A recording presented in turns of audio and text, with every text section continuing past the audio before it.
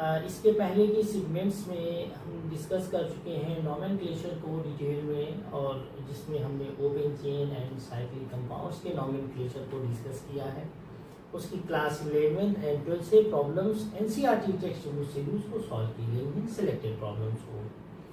Class 11 unit 12 जो basic concepts in organic chemistry का है, जिसमें ऑर्गेनिक केमिस्ट्री के बेसिक्स दिए गए हैं, जैसे कि नॉमेनक्लेचर है, क्लीवेज इन बॉन्ड्स हैं, types of effects, isomerisation and so on. So one by one हम टॉपिक्स को डिस्कस करेंगे।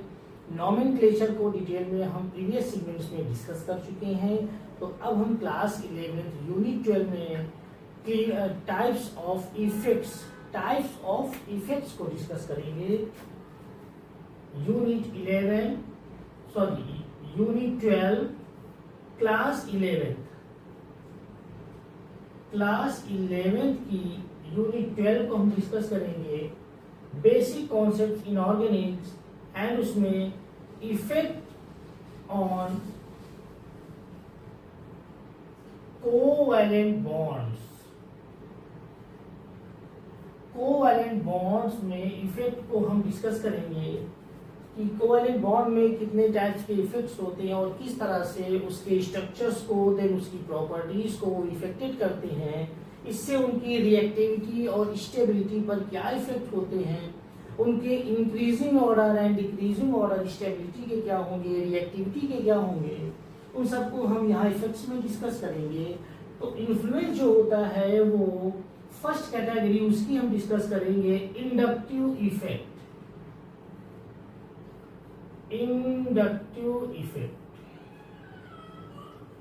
ये इफेक्ट्स की फर्स्ट कैटेगरी है inductive effect. Students, inductive effects को आई से रिप्रेजेंट करते हैं, आई से it is represented by I.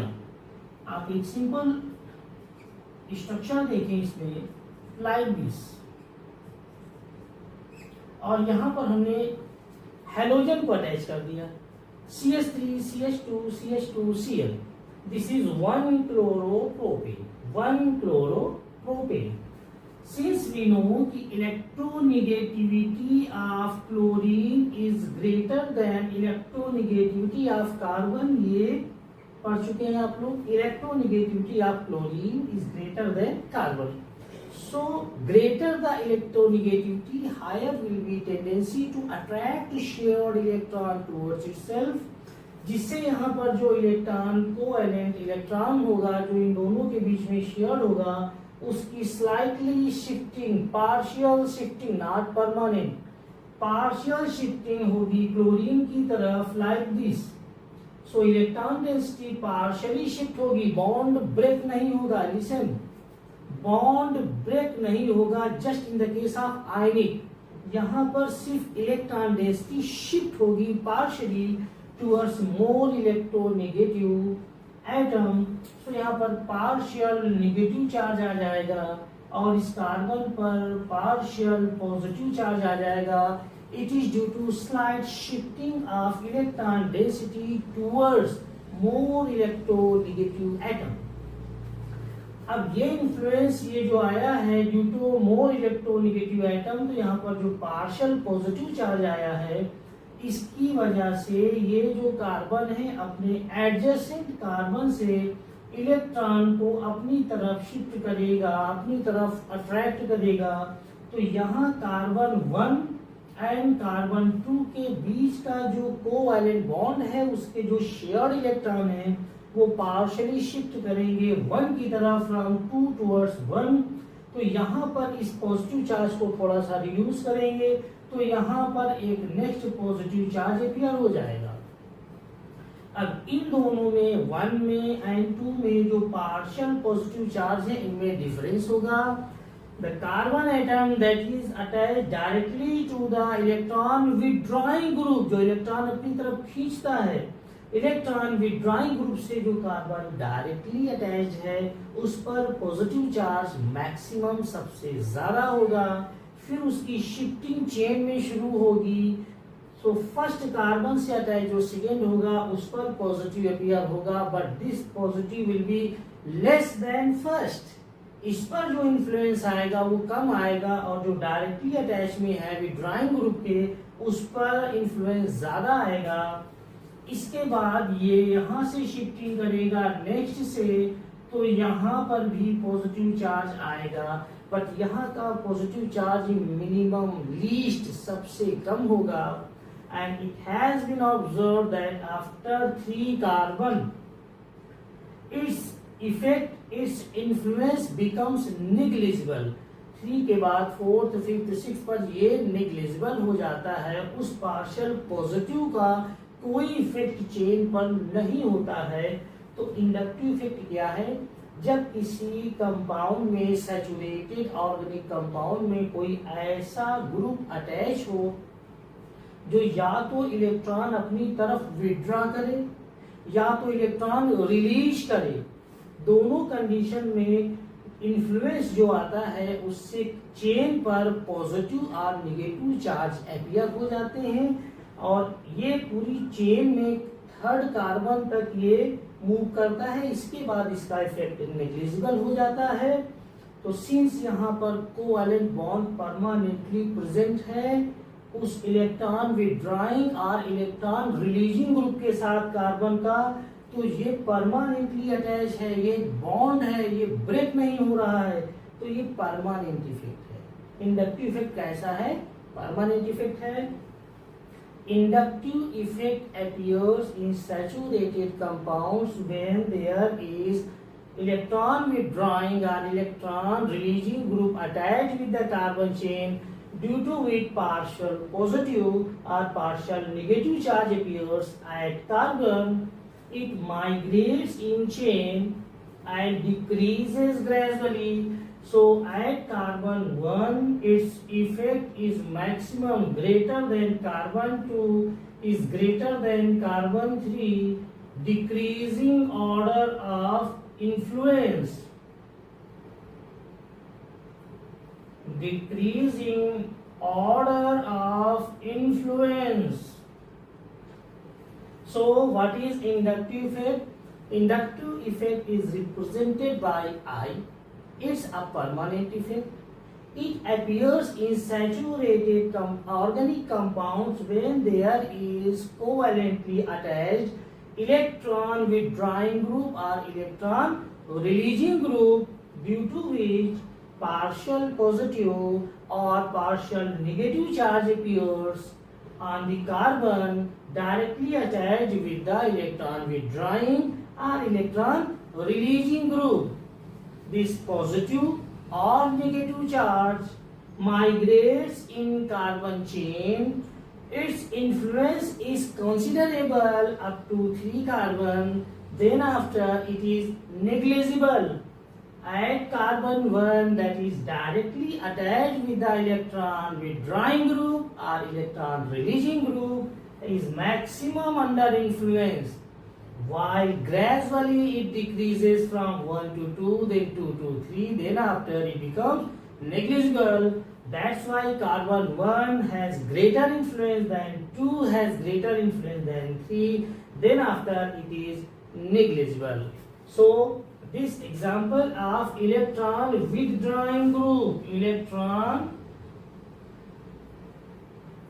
withdrawing group means attracting group, electron attracting group. ये इलेक्ट्रॉन अपनी तरफ अट्रैक्ट करते हैं क्योंकि इनके इलेक्ट्रोनेगेटिविटी ज्यादा होती है। अब इसी पर हम एक और एग्जांपल देखते हैं इंडक्टिव इफेक्ट का, like this CH3 CH2 CH2 और यहाँ पर कर दिया NO2 नाइट्रो। ये भी इलेक्ट्रॉन विड्रॉइंग है, क्लोरीन की तरह अपनी तरफ इलेक्ट्रॉन को अट्रैक्ट करेगा, जिससे कि इस कार्बन पर आ जाएगा पार्शियल पॉजिटिव चार्ज, इस पर आ जाएगा पार्शियल नेगेटिव चार्ज, इस पर नेक्स्ट पर आ जाएगा partial positive charge little less than first, इस पर भी आ जाएगा partial positive charge but it will be more little less than second one. So Since here electron withdrawing groups are attached, two examples are given for electron withdrawing groups. So this effect is called minus I. When there is electron withdrawing group is attached with the carbon chain, it's called minus I effect. So inductive effect is represented by I, and it is divided in two categories. First, electron withdrawing group is attached, then it's called minus I effect. Now next,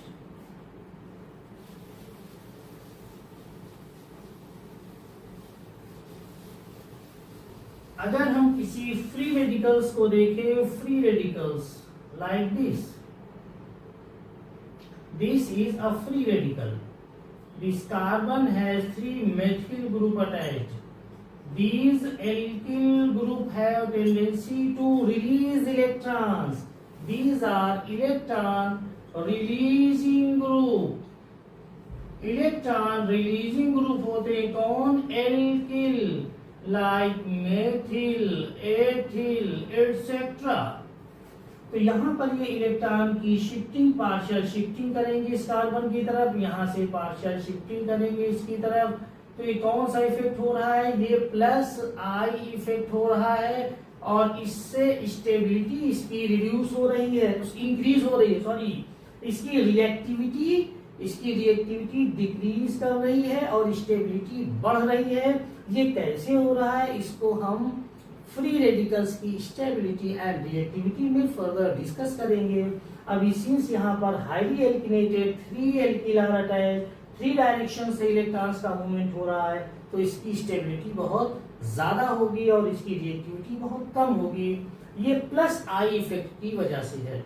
class 11 के questions इस pattern पर आते हैं. Define about the stability of tertiary butyl carbonium free radical, tertiary butyl free radical. तो उसको plus I effect के base पर ही define करते हैं. So inductive effect is clear. It is represented by I. It's a permanent effect and it appears in carbon chain due to covalently bonded electron withdrawing group or electron releasing group. That results partial appearance of negative charge or positive charge in carbon chain, and its influence is considerable up to 3 carbon. Then after it becomes negligible in carbon chain. Next is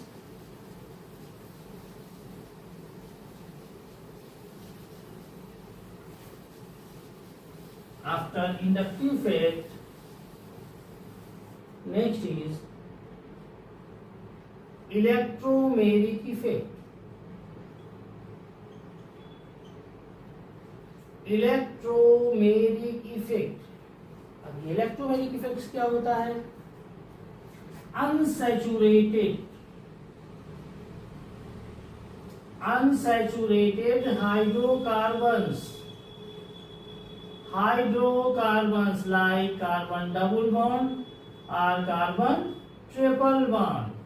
double bond या triple bond unsaturated hydrocarbons जो कि एपोलर होते हैं, इन पर कोई charge नहीं होता है, neutral in nature, apolar in nature. इन पर जब कोई पोलर अटैकिंग रिएजेंट अटैक करता है, तो यहाँ पर जो पाई बॉन्ड होता है, जहाँ double bond means 1 sigma 1 pi. Double bond means if double bond is given, so 1 pi bond and 1 sigma bond. If triple bond is given, then 1 sigma bond and 2 pi bond. ये आपको पता होना चाहिए कि double bond दिया गया है तो उसमें एक सिग्मा होगा और एक पाई होगा. Due to presence of polar attacking reagent, polar means positive and negative charge उस पर हो. Due to presence of polar attacking reagent, जो पाई इलेक्ट्रॉन था अनसैचुरेशन का, वो किसी एक कार्बन की तरफ मूव कर जाता है.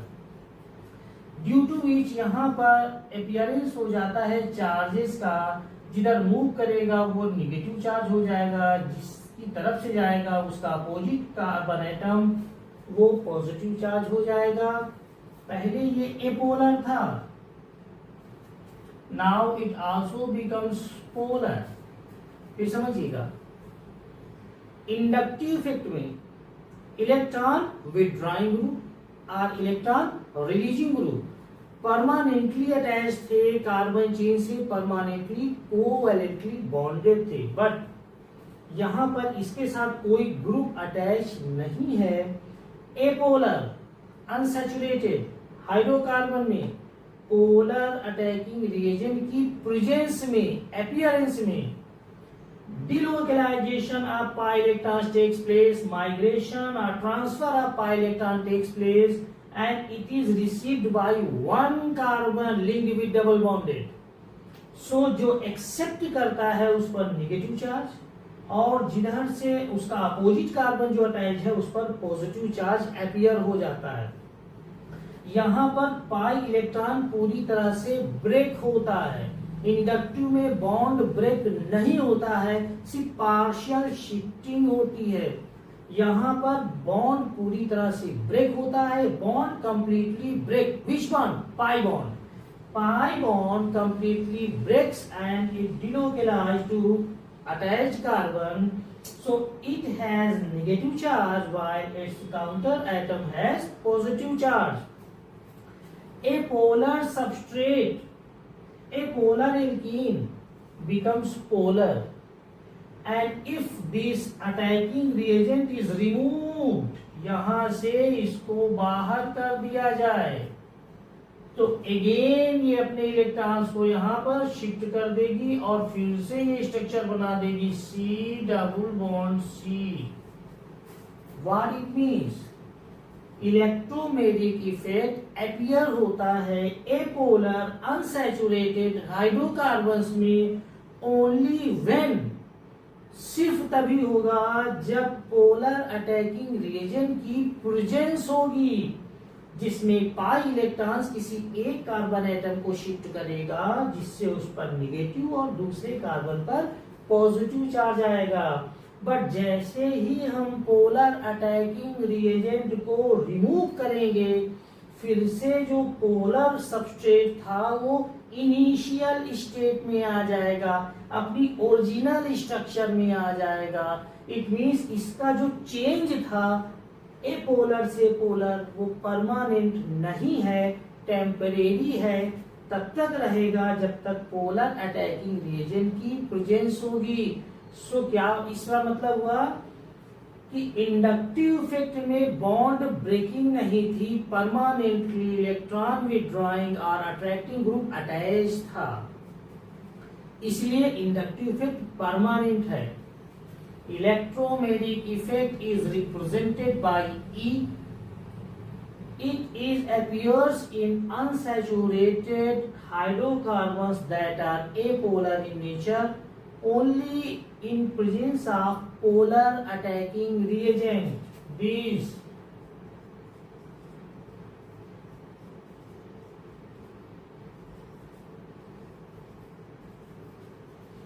This is polar attacking reagent only in presence of polar attacking reagent, due to which complete transfer of pi electron takes place to one carbon, and it has the negative charge, and its counter atom becomes positive charge in nature, and polarity is introduced in the structure, in the molecule, and apolar substrate becomes polar.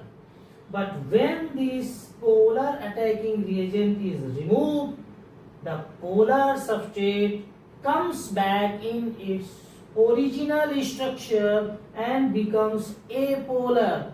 That's why electromagnetic effect is temporary in nature. कैसा होता है? Temporary in nature.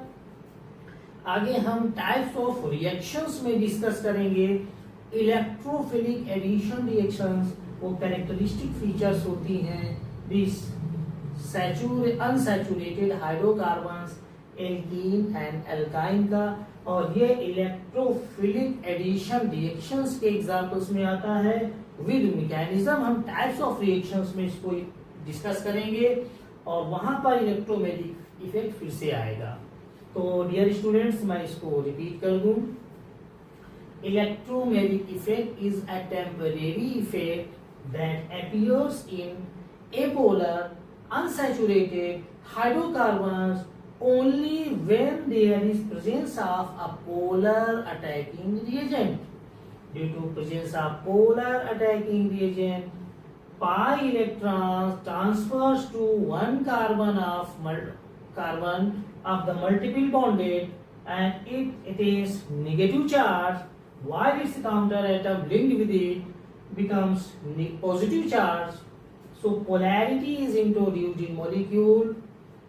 When this polar attacking reagent is removed, this polar substrate comes back in its original structure, that is apolar in nature. That's why in the electromagnetic effect is a temporary effect. अब फिर समझ ले, inductive effect में electron की partial shifting, which electron, sigma electron, sigma single bonded, sigma electrons की partial shifting होती थी। Electromagnetic में पाई इलेक्ट्रॉन्स का कंप्लीट ट्रांसफर होता है, ये डिफरेंस है। तो it's clear for electromagnetic effects. Next is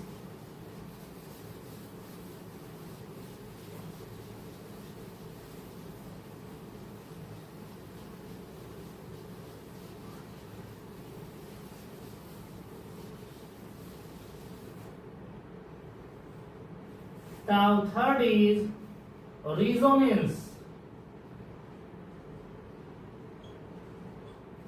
Resonance sometimes आपको ऐसे कंपाउंड्स भी मिलते हैं जिनकी ओवरऑल केमिकल प्रॉपर्टीज को, all the chemical properties that compounds represent that depict, वो किसी एक स्ट्रक्चर से शो नहीं की जा सकती। उस कंपाउंड्स के due to migration of electrons कई सारे स्ट्रक्चर्स बनते हैं। तो कुछ प्रॉपर्टीज कुछ स्ट्रक्चर, कुछ प्रॉपर्टीज कुछ स्ट्रक्चर्स, ओवरऑल उन स्ट्रक्चर्स का जो सम होता है, जो हाइब्रिड होता है, वो उसकी सारी प्रॉपर्टीज को शो करता है। इस फिनोमिनन को बोलते हैं रिजोनेंस, इसे बोलते हैं resonance. And all the structures involved are resonating structures, and sum of all the structures that depict all the properties of that compound is called resonance hybrid, and the phenomenon is called resonance. So इसको हम discuss करते हैं कि resonance है क्या। In benzene ring, first of all हम benzene ring से ही इसको समझते हैं। Here pi electrons are in alternate order. Pi electron cloud is in alternate order, pi, sigma, sigma, and so on. This is position 1, 2, 3, 4, 5, and 6. You know, 1 is apex, ये आप जानते हैं। 2 and 6 are ortho. 3 and 5 is meta. And opposite to apex 4 is para. ये इनकी positions होती हैं aromatic में। Now shifting of this pi electron takes place and it comes to this position. यहां पर शिफ्टिंग से ये पाई इलेक्ट्रॉन्स इधर को शिफ्ट कर गए and now this pi electrons यहां पर आ गए। तो अब इसका नेक्स्ट स्ट्रक्चर बन गया, this is benzene ring, double bond now here, next is here, next is here. Again यहाँ पर डबल बॉन्ड अल्टरनेट में ही आ रहे हैं। जैसे स्ट्रक्चर फर्स्ट में था वैसे स्ट्रक्चर सेकेंड में है, अल्टरनेट में ही डबल बॉन्ड आ रहे हैं। बट पहले में क्या था, कार्बन 1 एंड कार्बन 2 के बीच क्या था, डबल बॉन्ड था। अब यहाँ कार्बन 1 एंड कार्बन 2 के बीच सिंगल बॉन्ड आ गया, 1 2 3 4 5 एंड 6। फिर समझ लीजिए, in benzene ring pi electrons cloud is present in alternate order. pi bond carbon 1 carbon 2 के बीच में डबल बॉन्ड, कार्बन 3 एंड 4 के बीच में डबल बॉन्ड, 5 एंड 6 के बीच में डबल बॉन्ड, बाकी सिंगल है ऑल्टरनेट ऑर्डर में, one after one. Next structure में देखिए, अगर इसका माइग्रेशन करे 1 2 से 2 3 के बीच में और यहां से 3 4 वाला जो है 4 5 पे आ जाए इस तरह से, तो ये स्ट्रक्चर बन जाएगा। सेम पैटर्न है, single double single double single double, alternate order में पाई इलेक्ट्रॉन्स पाई क्लाउड है। बट यहां पर देखिए फर्स्ट में C1 और C2 के बीच डबल बॉन्ड है और यहां पर C1 और C2 के बीच में सिंगल बॉन्ड है। सो कौन सा करेक्ट है? इसमें एक स्ट्रक्चर फर्स्ट है, एक स्ट्रक्चर सेकंड है, तो इनका जो ओवरऑल स्ट्रक्चर है वो ये शो करता है कि कार्बन कार्बन बॉन्ड जो 1 2 3 4 5 6 बेंजीन में है वो सारे के सारे ना तो कंप्लीटली सिंगल हैं ना ही कंप्लीटली डबल हैं। Means what? ना तो ये कंप्लीटली डबल माना जाएगा और ना ही कंप्लीटली इसको सिंगल मानेंगे, पार्शियल। सिंगल और डबल के बीच के बॉन्ड होंगे, सिंगल बॉन्ड से ज्यादा स्ट्रांग होंगे और डबल बॉन्ड से कम होंगे, डबल और सिंगल के बीच के होंगे। दैट्स व्हाई यहां पर स्ट्रक्चर फर्स्ट और सेकंड क्या है? These are resonating structure, resonating structure. और ये क्या होगा? ये होगा रिजोनेंस हाइब्रिड, रिजोनेंस हाइब्रिड। या तो ये पाई पाई इंटरेक्शन होगा या लोन पेयर इलेक्ट्रॉन्स का पाई के साथ इंटरेक्शन होगा। सो रिजोनेंस में पाई पाई इंटरेक्शन होगा, मींस या तो पाई इलेक्ट्रॉन एक दूसरे से इंटरेक्ट होंगे या लोन पेयर और पाई इलेक्ट्रॉन्स की आपस में शिफ्टिंग हो जाएगी। सो अब रिजोनेंस की डेफिनेशन को समझते हैं। समटाइम्स ऐसे कंपाउंड्स ऑब्टेन होते हैं जिनका कोई एक स्ट्रक्चर उनकी सभी प्रॉपर्टीज को शो नहीं कर सकता। उनका ओवरऑल एक स्ट्रक्चर कंसीडर्ड होता है जो उस कंपाउंड की सारी प्रॉपर्टीज को शो करता है। सो उसके all the structures are called resonating structures और sum of all the structure is called resonance hybrid और इस फिनोमिनन को बोलते हैं रिजोनेंस। तो डेफिनेशन क्या हुई? Resonance is a phenomenon in which pi-pi interaction or lone pair pi interaction takes place, in which none among all the structures of a compound can show all the properties of that compound. So all the structures are called resonating structures and sum of all the structure is called resonance hybrid. And resonance hybrid represent all the chemical properties, all the properties of that compound, and this phenomenon of pi-pi interaction or lone pair pi interaction is called resonance.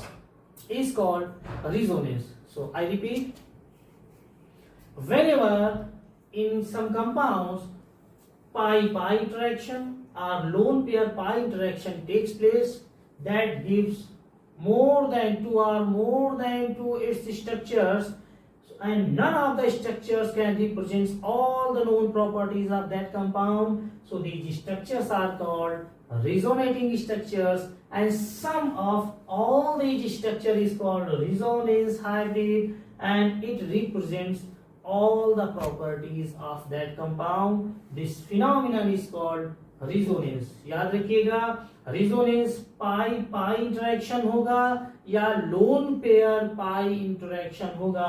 Next example देखते हैं।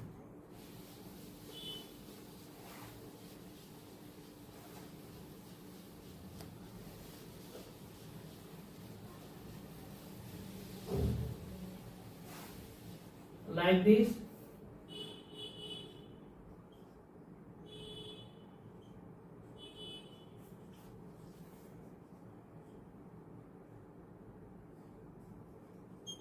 Like this. अगर यहां पर ये pi electron का delocalisation पूरी तरह से इस कार्बन की तरफ हो जाए तो इस पर नेगेटिव चार्ज आ जाएगा और इस पर पॉजिटिव। इस पॉजिटिव को डिसअपियर करने के लिए यहाँ का इलेक्ट्रॉन यहाँ मूव कर जाएगा, तो यहाँ का चार्ज न्यूट्रल हो जाएगा, ना इधर पॉजिटिव ना निगेटिव, और यहाँ पर पॉजिटिव आ जाएगा, यहाँ पर निगेटिव। तो इसका रिजोनेटिंग स्ट्रक्चर क्या बन गया, CH2 plus single bond CH, double bond CH, single bond CH2 negative. What it means, यहाँ पर पाई इलेक्ट्रॉन का डिलोकलाइजेशन कंप्लीट ट्रांसफर हुआ, इस CH2 पर निगेटिव चार्ज आ गया, इस पर पॉजिटिव आ गया। इस पॉजिटिव को रिमूव करने के लिए यहाँ से पाई इलेक्ट्रॉन शिफ्ट हुआ, यहाँ पर डबल बॉन्ड हो गया। अब यहाँ पर पॉजिटिव नहीं है, यहाँ पर कोई पॉजिटिव निगेटिव नहीं है, ये जो इलेक्ट्रॉन इधर शिफ्ट हुआ था इसके साथ बॉन्डिंग हो गई और ये डबल सिंगल में कन्वर्ट हो गया, तो इस पर पॉजिटिव आ गया, टर्मिनल पर पॉजिटिव। तो यहाँ पर पाई पाई इंटरेक्शन, पाई पाई इंटरेक्शन, ये हो गया स्ट्रक्चर फर्स्ट, ये हो गया स्ट्रक्चर सेकेंड। अगर यहाँ पर देखें तो पहली कंडीशन में कार्बन 1 कार्बन 2 के बीच डबल बॉन्ड है, जबकि यहाँ पर सिंगल है। यहाँ पर कार्बन 2 कार्बन 3 के बीच में सिंगल है, यहाँ पर डबल है। यहाँ कार्बन 3 एंड 4 के बीच में डबल है, यहाँ पर सिंगल है, और यहाँ पर पॉजिटिव है, यहाँ पर निगेटिव है। इट मीन्स ओवरऑल इसका स्ट्रक्चर ये हुआ कि इसमें सभी carbon carbon bond partially double है, ये ना तो कंप्लीटली सिंगल है ना ही कंप्लीटली डबल है। ये दोनों हो गए रिजोनेटिंग स्ट्रक्चर, रिजोनेटिंग स्ट्रक्चर, और ये हो गया रिजोनेंस हाइब्रिड।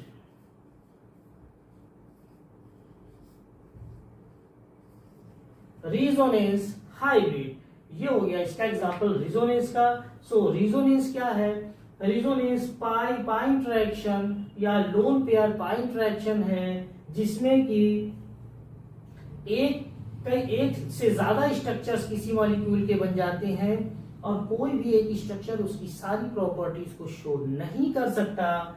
सो इन सारे स्ट्रक्चर्स को रिजोनेटिंग स्ट्रक्चर्स, और इनका sum of all the structures is called resonance hybrid, और ये उस कंपाउंड्स की सभी प्रॉपर्टीज को शो करता है, और इसे ही इस फिनोमिनन को बोलते हैं resonance.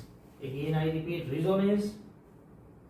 Resonance is a phenomenon in which pi-pi interaction or lone pair pi interaction takes place, where more than one structure of a compound is formed, and none among them can represent all the known properties of that compound. So these structures are called resonating structures. The sum of all these resonating structures is called resonance hybrid, and it represents all the known properties of that compound. This phenomenon is called resonance. Next,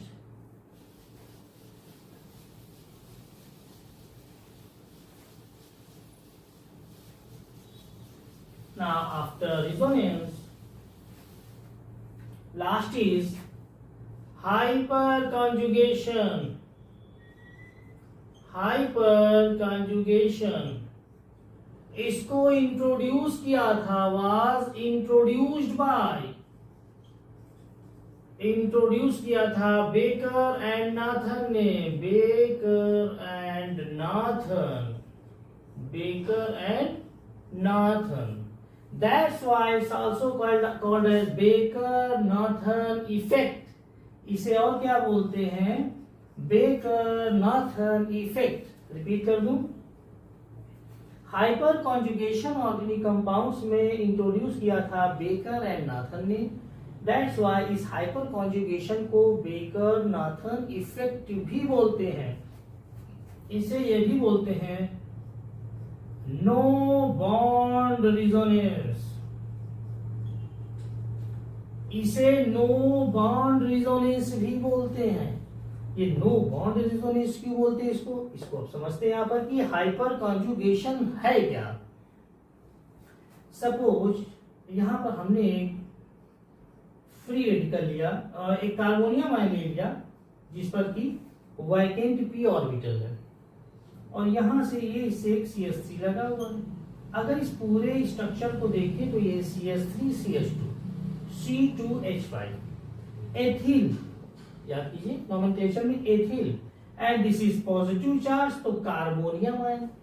When positive charge appears at one carbon of organic species, it's called carbonium ion। और ये ethyl है तो name हो गया ethyl carbonium ion.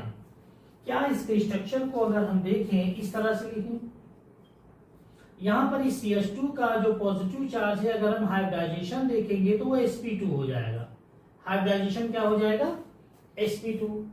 और यहाँ पर जो इससे CH3 लगा हुआ है उस पे 3 हाइड्रोजन इस तरह से अटैच्ड है और वो सिग्मा बॉन्ड से अटैच्ड है, सिग्मा बॉन्ड। इस कार्बन का क्या होगा, sp3 होगा। इसको भी थोड़ा सा समझ ले। यहाँ पर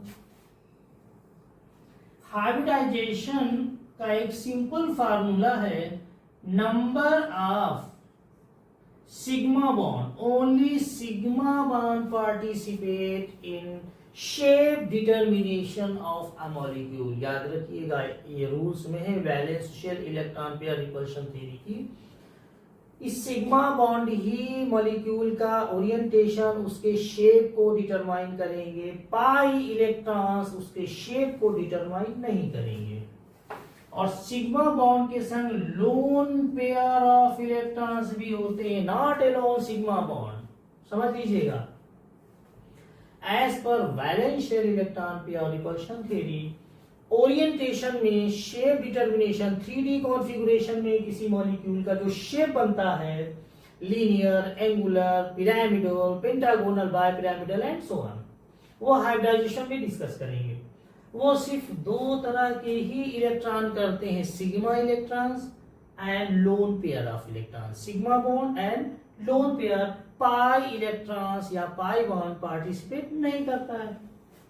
इस कार्बन को देखें जो कार्बोनियम आयन का है, यहां पर टोटल इसके अगर हम देखें तो 2 हाइड्रोजन इससे अटैच्ड है और 1 सिग्मा बॉन्ड इधर है, तो इसके टोटल सिग्मा बॉन्ड हो गए 3 और लोन पेयर इस पर 0 है, चूंकि कार्बन की टोटल 4 होते हैं। 1 इलेक्ट्रॉन जो था वो रिलीज हो गया, तभी इस पर पॉजिटिव चार्ज है। तो S1 ऑर्बिटल होता है और P के 2 ऑर्बिटल मिल करके बनाएंगे sp2 और ये sp2 हाइब्रिडाइज होगा 3 इस पे sp2 ऑर्बिटल्स देखिए, sp2 के 3 ऑर्बिटल्स उससे अटैच हो जाएगा और ये बन गया इसका हाइब्रिडाइजेशन sp2। 3 है 1s2p2 + 1 3sp2। इस कार्बन को देखिएगा यहाँ पर जो CH3 और इस कार्बन से अटैच, टोटल सिग्मा बॉन्ड कितने 4, तो यहाँ पर इसका हाइब्रिडाइजेशन हो जाएगा 4 + 0, क्योंकि कोई भी इसके पास लोन पेयर ऑफ इलेक्ट्रॉन्स नहीं है, से हो जाएगा S1 हो जाएगा और P3 हो जाएंगे, 3 + 1 4, यानी 4 हाइब्रिड ऑर्बिटल से sp3 बनाएगा टेट्राहेड्रल शेप के। तो ये तो हाइब्रिडाइजेशन यहाँ से क्लियर हो गया। तो ये भी क्लियर हो गया कि अगर यहाँ पर sp2 है तो इसके पास 1p ऑर्बिटल वैकेंट है, इसके पास एक p ऑर्बिटल ऐसा है जिसने पार्टिसिपेट नहीं किया है, क्योंकि px py pz तो 2 ने पार्टिसिपेट किया है, यहाँ पर 2 ऑर्बिटल ने, एक ने पार्टिसिपेट नहीं किया, वो वैकेंट है।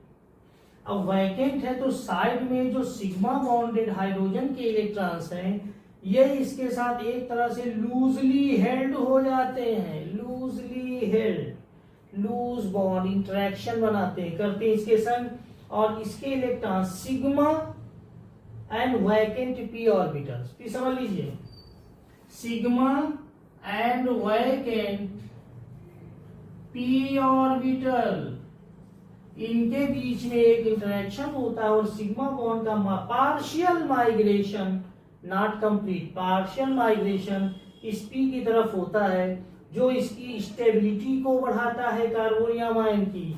तो इसको इस तरह से शो करते हैं C सिंगल बॉन्डेज, और यहाँ पर हम शो नहीं करेंगे इसको, इसके सिग्मा को यहाँ शो करेंगे पॉजिटिव चार्ज, और ये पॉजिटिव तभी होगा जब इस कार्बन पर तो हाइड्रोजन लगा हुआ है, बट इसका जो वैकेंट p है उस p में इन इलेक्ट्रॉन्स को शो करेंगे और यहाँ से एक वीक अट्रैक्शन शो करेंगे। यहाँ पर ये सिग्मा शो नहीं किया गया, वाई, कि इसका जो सिग्मा है वो इस वैकेंट पी ऑर्बिटल को सैचुरेट कर रहा है, तो यहां पर नो बॉन्ड रिजोनेंस। अब रिजोनेंस कैसे हुआ, यहां पर 3 हाइड्रोजन है, तो इसका एक नेक्स्ट स्ट्रक्चर ये भी तो हो जाएगा।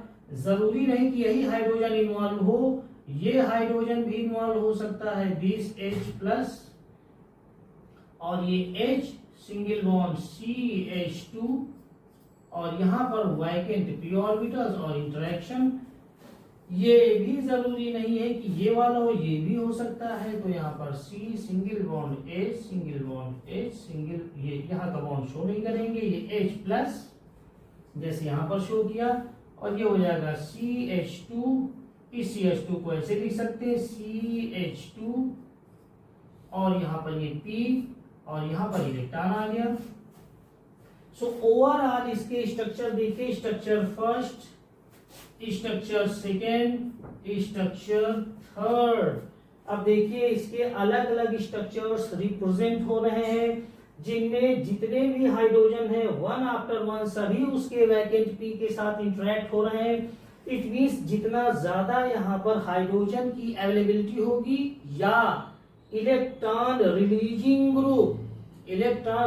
ग्रुप लाइक एल्किल की अवेलेबिलिटी होगी, उतना ही यहाँ पर इसकी स्टेबिलिटी ज्यादा होगी।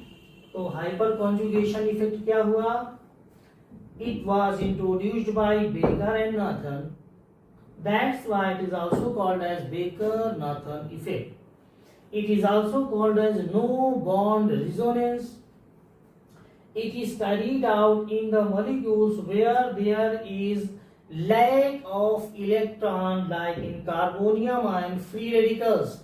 So in carbonium ion, ethyl carbonium ion, it's clear from structure that this carbonium ion has one vacant p orbitals that has interaction with the sigma electrons of hydrogen with the adjacent carbon. So since 3 hydrogen are attached here, so 3 structures are obtained, and these resonating structures under no sigma bond, that's why no bond resonance. Hyperconjugation is also called as no bond resonance. So greater the availability of electron donating alkyl groups, higher will be stability of carbonium ion. How it is possible? See, let's see. Stability of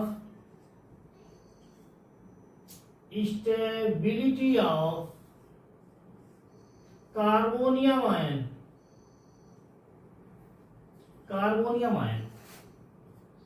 This is CH3, tertiary carbonium ion, tertiary butyl. Next is CH3, CH3, CH positive. Next is CH3, CH2 positive. 3 examples are here. This carbonium ion, this carbocation has one vacant p orbital. इस carbon के पास एक vacant p orbital है, but adjacent carbon 3 direction में है, east carbon के पास 3 hydrogen है, तो total इसको इलेक्ट्रॉन मिलने की जो अवेलेबिलिटी है इलेक्ट्रॉन्स की वो 9 डायरेक्शंस, 9 हाइड्रोजन से। सो इसका हाइपर कॉन्जुगेशन मैक्सिमम है। यहां पर इसको हाइड्रोजन 6 हाइड्रोजन मिलने की प्रोबेबिलिटी है, तो यहां पर क्या हुआ, इसकी कम हो गई इससे हाइपर कॉन्जुगेशन, और यहां पर 3 हाइड्रोजन से है तो इसका सबसे कम हाइपर कॉन्जुगेशन हो गया। सो यहां पर स्टेबिलिटी सबसे ज्यादा होगी, क्योंकि 3 डायरेक्शन से इलेक्ट्रॉन्स माइग्रेट करेगा। टोटल 9 हाइड्रोजन है जो इसके वैकेंट पी के साथ ऑर्बिटल के साथ इंटरेक्ट हो सकते हैं। तो maximum stable, highest stable, least stable.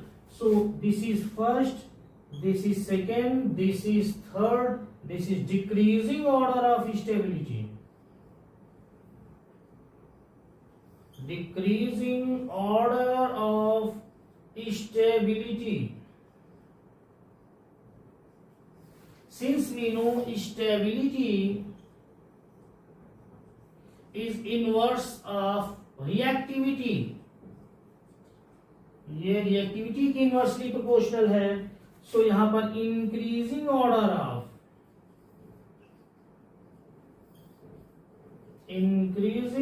Of reactivity का ये बढ़ता हुआ ऑर्डर है। सबसे कम रिएक्टिव दिस टर्शरी ब्यूटिल, उससे ज्यादा reactive this secondary and propyl और ये आइसोप्रोपिल, और उससे ज्यादा ये मेथिल। सबसे ज्यादा रिएक्टिव, सबसे कम रिएक्टिव, सबसे ज्यादा स्टेबल, सबसे कम स्टेबल। इसको हाइपर कॉन्जुगेशन से समझाया जा सकता है।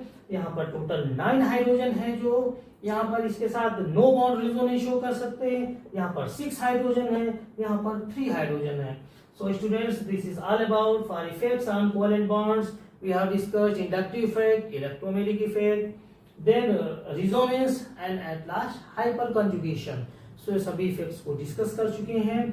नेक्स्ट सेगमेंट में हम डिस्कस करेंगे about cleavage in bonds like homolysis and heterolysis. अभी तक हम बॉन्ड्स के इफेक्ट्स को डिस्कस कर रहे थे।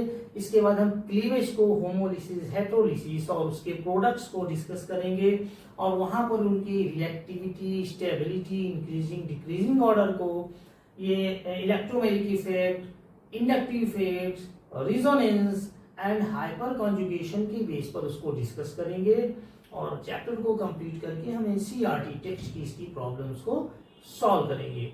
अगर इसमें जो भी है आप कमेंट्स में, या जो भी एक्सप्लेनेशन है समझ में आ रहा है, कैसा फील हो रहा है, आप उसको कमेंट्स में दे सकते हैं। और अगर इम्प्रूव के लिए कुछ और भी चीज़ों की रिक्वायरमेंट है तो आप उसको कमेंट में दे सकते हैं। Thank you students, thank you everybody.